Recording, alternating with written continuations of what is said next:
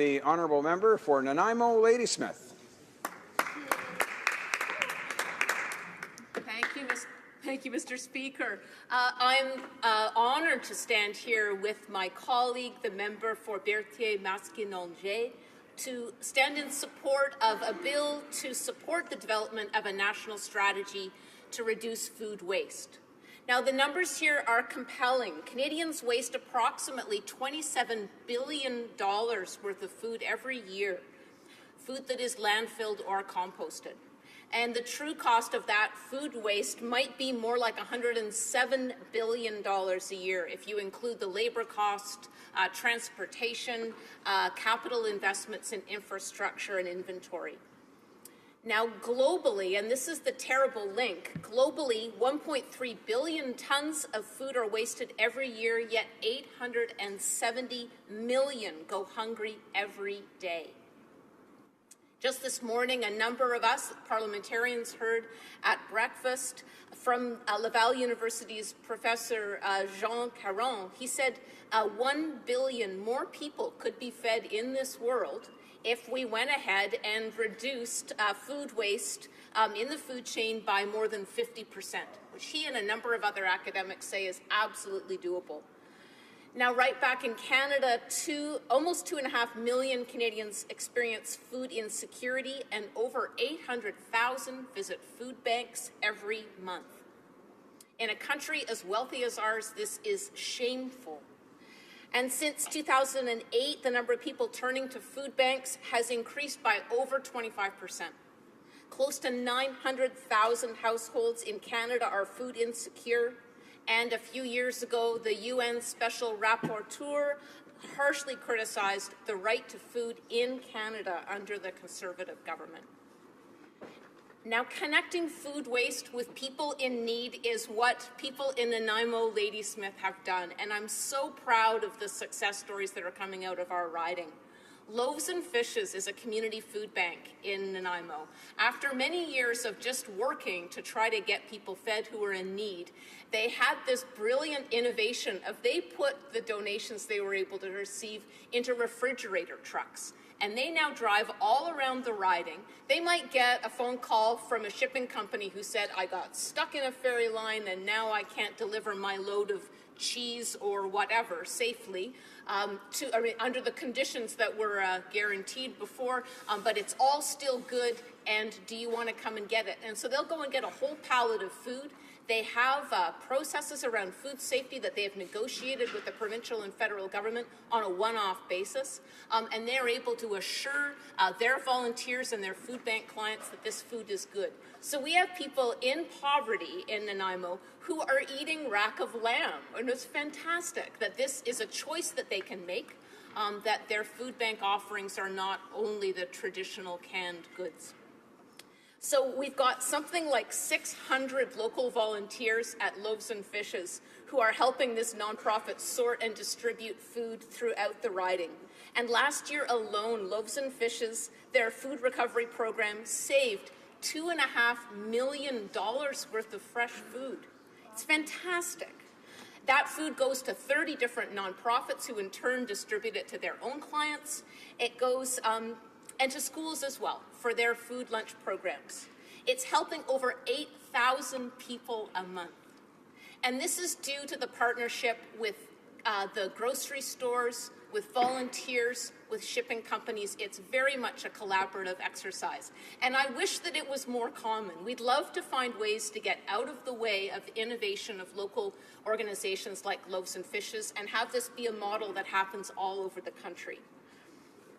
And this is exactly what the MP for Berthier-Maskinongé is asking the government to strategize on. Just these sorts of donations of unsold food. It doesn't cost donors anything. In fact, it can relieve the grocery stores of a great deal of costs around disposal. But better cooperation between food banks and retailers is needed. That would reduce food waste and would reduce food insecurity in our region. Now, Bill C-231 encourages this, and it provides the tools to make it happen. And the process that it proposed could well reassure nonprofits that they will be supported if they do this important work safely. Worldwide, food waste is a major problem, and that's been recognized by the United Nations Food and Agriculture Organization and the World Union of Wholesale Markets. Now, most famously to date, France has led the charge on this. Just a year ago, it was the first country to legislate against food waste. Part of that was amending the legal framework to remove the liability for donors. And there's now a push to make that law European Union-wide. In 1996, the United States adopted a similar kind of legislation where voluntary food donations are covered by legislation. And that makes everybody volunteering in the field feel just a little bit more secure and protected. Now, the need here is so great. In my own province, British Columbia, more than 100,000 people were assisted by food banks last year, 32% of whom were children. In my own community, Ladysmith Food Bank and the Nanaimo Loaves and Fishes Food Bank, they say 3,600 individuals accessed their food bank last year, and of those, 31% were children. And in a more focused area of need, the Canadian Network of Women's Shelters and Transition Houses, they say 75% of Canadian shelters rely on food donations. This is both to meet the need of women in shelters and also to support them and their children when they transition out of domestic violence shelters. Now, another great story in the same vein is a local nonprofit called Nanaimo Food Share. Through their community and their school programs, they're teaching people around buying food in season, shopping locally, cooking from scratch, food management, how to compost, how to cut the amount of food wasted. They've also got a paid gleaning coordinator who's funded through a provincial grant. That person connects people who have unharvested vegetables and fruit trees groaning with apples, and they organize carpooling of volunteers to go and harvest that food and then again redistribute them throughout the community. In one season alone, Nanaimo Food Share saved over 4,300 kilograms of fresh produce. And again, people that are using food banks need to be able to access fresh produce. It's good for local farmers, it's better for nutrition.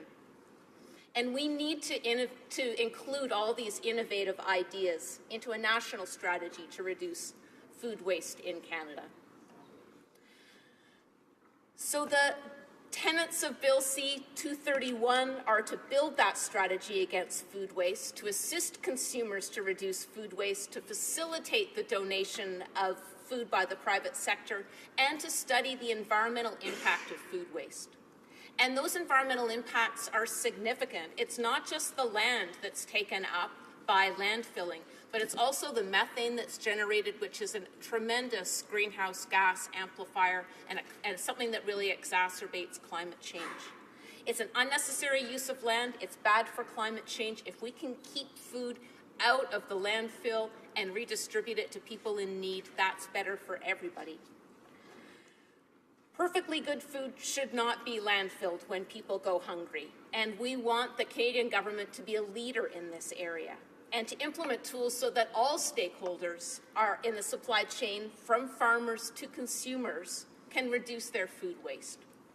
This can be done by removing barriers to donations from the private sector of goods that are imperfect, but goods that are welcomed by community groups and food banks. They are doing the frontline work of fighting food insecurity, and this national work can be done by supporting Bill C-231. In my final moments, I want to celebrate the work, as my colleague has just before me, of some of our local farmers. I'm inspired every time I'm at home by the Bolton family on Gabriola Island. Eric Bolton is, I believe, 85 years old. He's still driving the tractor. They hung on when our provincial government put rules in place that really impeded the ability of local farmers to slaughter meat and sell it in their own communities. They thought it was going to improve food safety, but in fact it really interfered with local food production. This tenacious farmer just hung on, got his own slaughterhouse re-certified by the provincial government. He now sells beef to local restaurants. our biggest grocery store, Village Foods, the McCollum family are very strong supporters of local produce. We can buy locally raised beef right there. And of course, the Bolton family are great donors of their organic turkeys and other meat that they grow and slaughter right at home on their huge farm.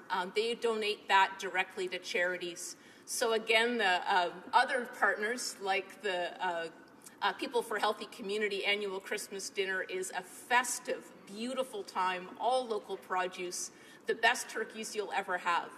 It's a great example of celebration at the community level.